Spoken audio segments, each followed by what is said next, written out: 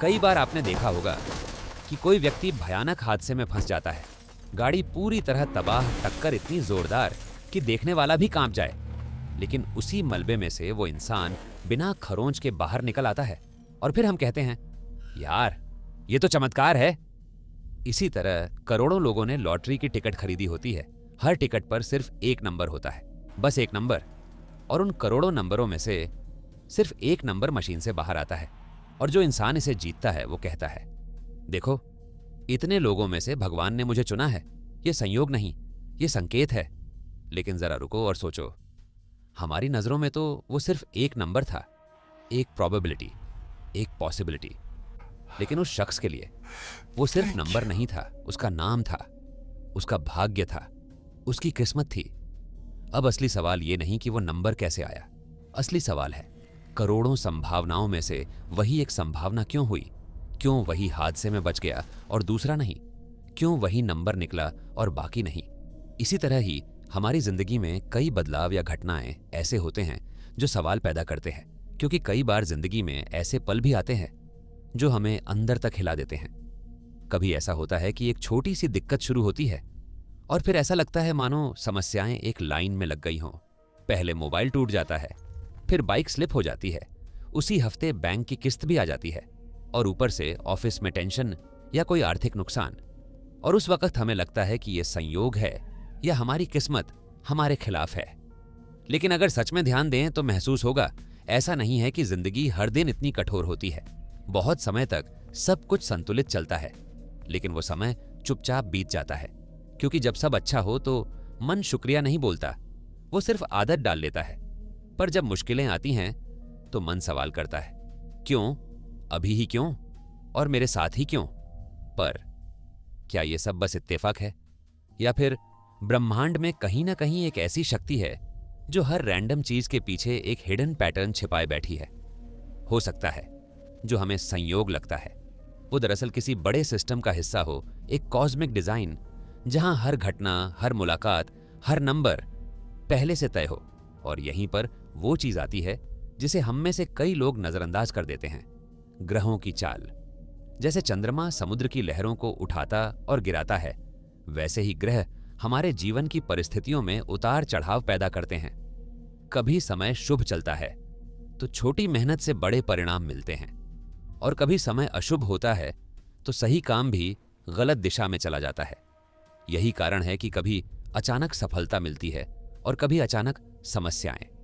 ये सब संयोग नहीं है, ये ऊर्जा का प्रवाह है जो ग्रहों की गति के साथ बदलता रहता है। क्योंकि जिस तरह करोड़ों नंबरों में से सिर्फ एक नंबर निकलता है, उसी तरह करोड़ों संभावनाओं में से हमारे जीवन में वही घटना आती है जो समय ग्रहों की दशा से मेल खाती है। तो चाहे आप माने या ना माने, हम सिर्फ फैसलों से नहीं जीते, हम ग्रहों के समय पर भी चलते हैं। और एस्ट्रोलॉजी का उद्देश्य भविष्य बताना नहीं, बल्कि ये समझाना है कब रुकना है, कब कदम बढ़ाना है और कब ब्रह्मांड आपके लिए रास्ते खोल रहा है।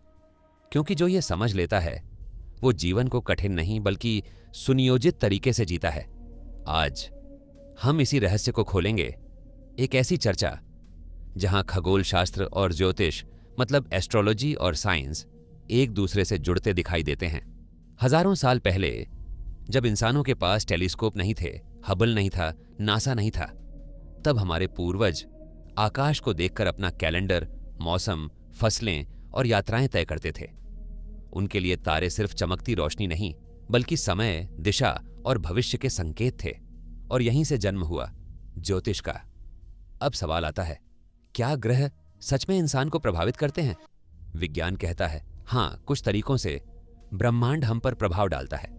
उदाहरण के लिए चंद्रमा समुद्र में ज्वार भाटा लाता है, पृथ्वी और सूर्य का कोण मौसम बदलता है, सौर तूफान सोलर स्टॉर्म से बिजली और इंटरनेट तक प्रभावित हो सकते हैं।